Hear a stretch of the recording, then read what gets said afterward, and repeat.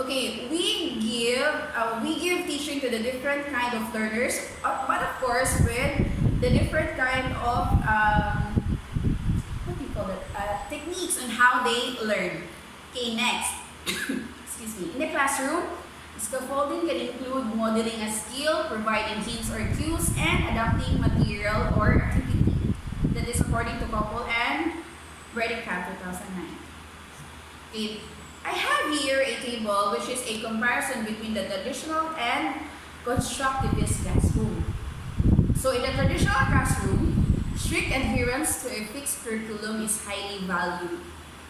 However, in the constructivist classroom, pursuit of students' questions and interests is valued. The more the student asks, the more he or she expresses his or her queries, the more that we should value and we should address that one, because that's the time that we will know if the students has the idea or if they need more information. Okay, so going back to the traditional classroom, learning is based on repetition, while in the constructivist classroom, learning is interactive, building on what the students already knows. Teacher-centered, the traditional classroom, and the constructivist, it is student-centered. So there's a big difference between the two.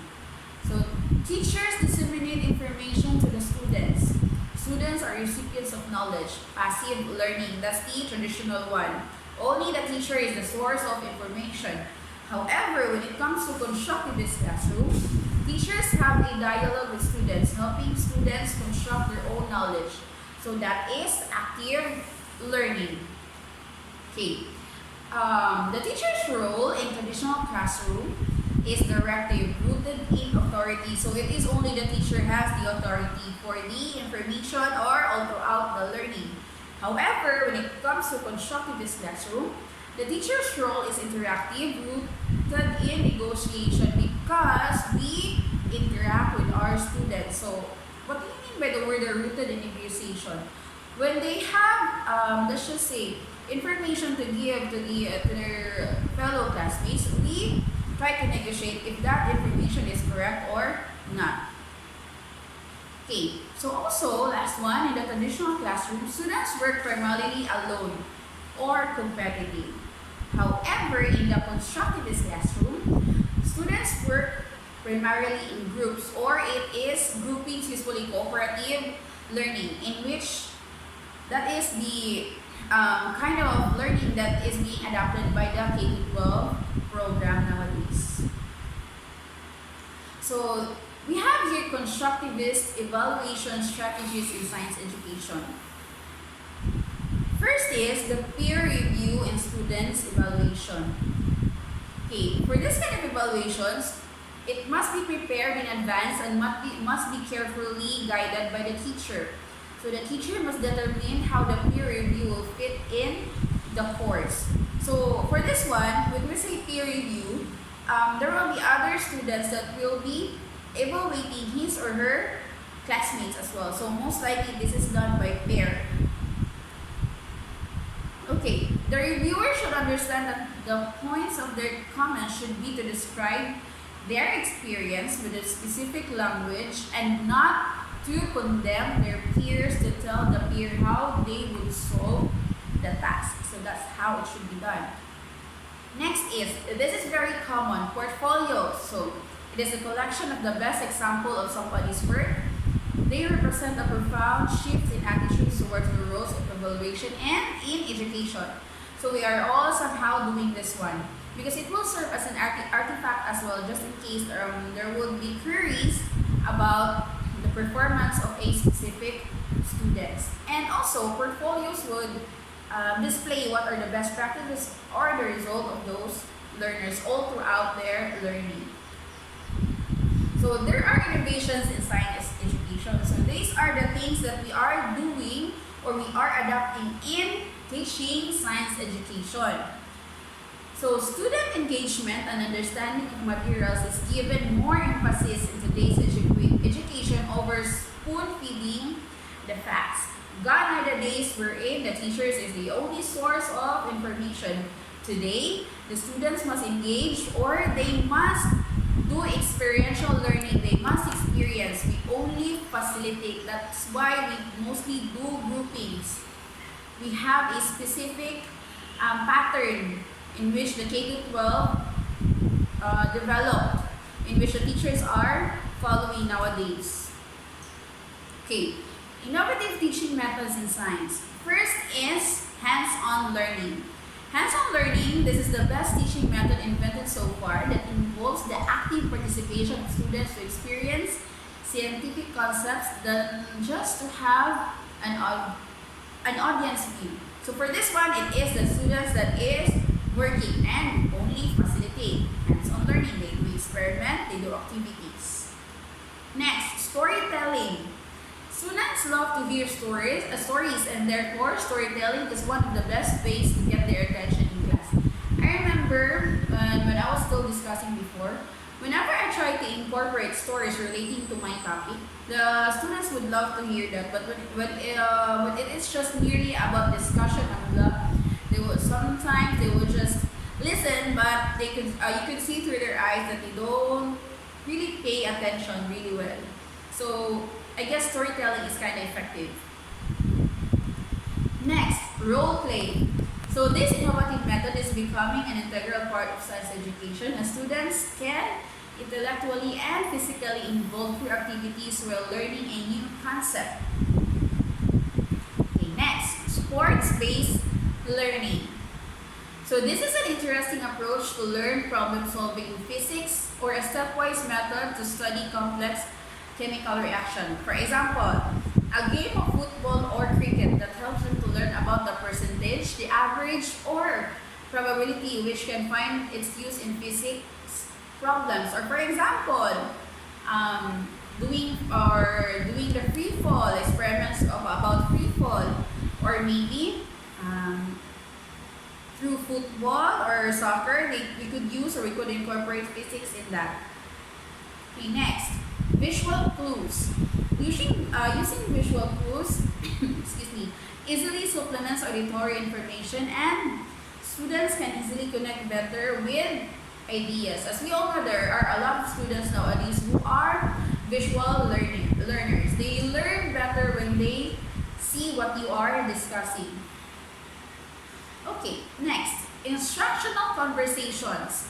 So this one, building instructional conversation, is a key method to teach science vocabulary. Let them talk in between the lectures about the experience they had with an application related to the topic of discussion. Okay, next, science text cards. So what is science text card? This is an innovative teaching method to convey the science facts in an easy and organized way. So in this activity, statements related to science concepts are written on index cards. Students can work individually, by pair, or in group to sort out the cards based on the given format.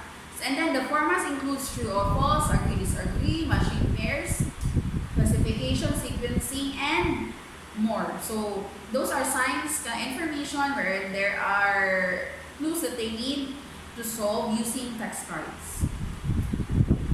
Next, graphic organizers. So this teaching approach is helpful for students to interact with science in a more organized and structured way.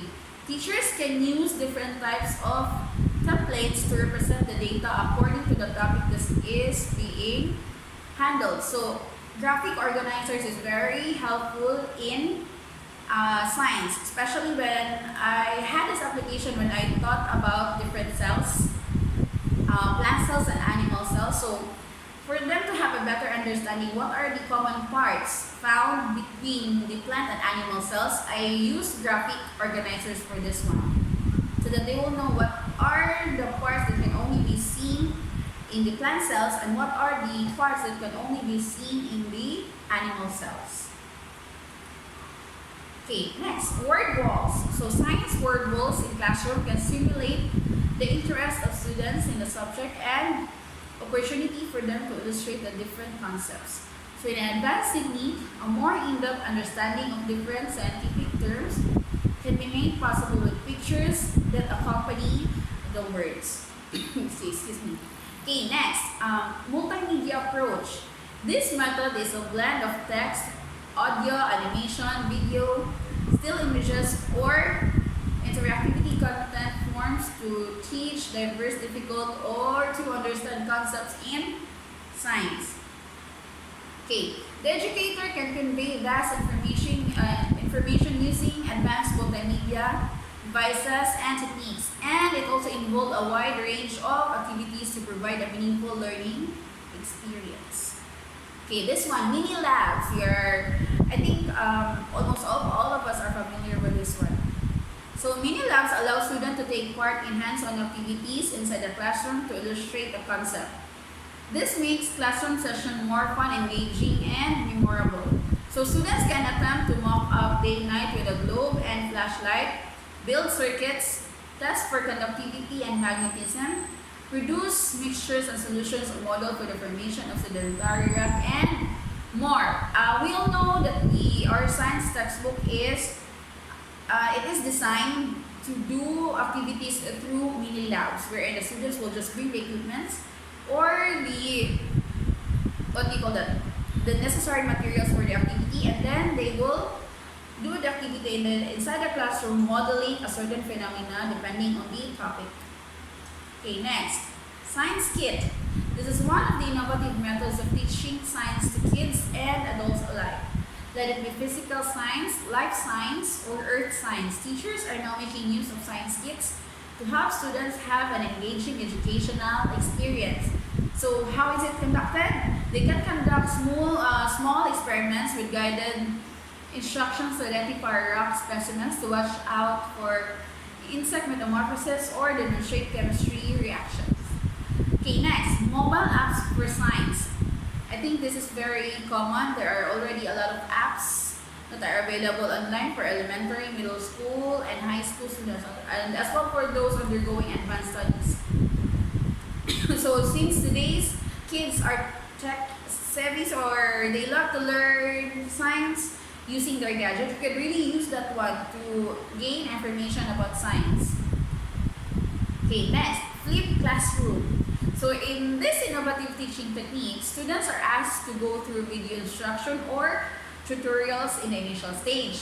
So digital learning. The second stage will be classroom, further involved in challenging tasks and assignments based on the information gathered through video access. This flipped learning frees up the class time for activities such as hands-on lab, guided practice, or online simulation.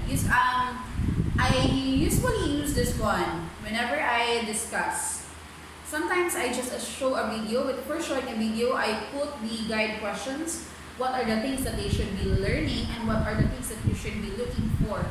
And then I will show a video, and after that they need to be grouped, maybe by group into 4, and then they need to answer the activity or questions, or maybe they need to follow an experiment using a video that I gave to them. Okay, next, Fishbowl. This is a visual tool for organizing critical thinking, which is a good approach for problem solving in science. So what is fishbone? Fishbone diagram helps to teach students about the root cause leading to a problem and quantifying the relationship between the effect and the cause. So this is more effective in teaching a group. In this diagram approach, the head of the fish represents the change, and then the ribs show the reason, and the riblets to have the supportive evidence why that certain change happened. So that is the fishbone method. Okay, that would be all. Thank you.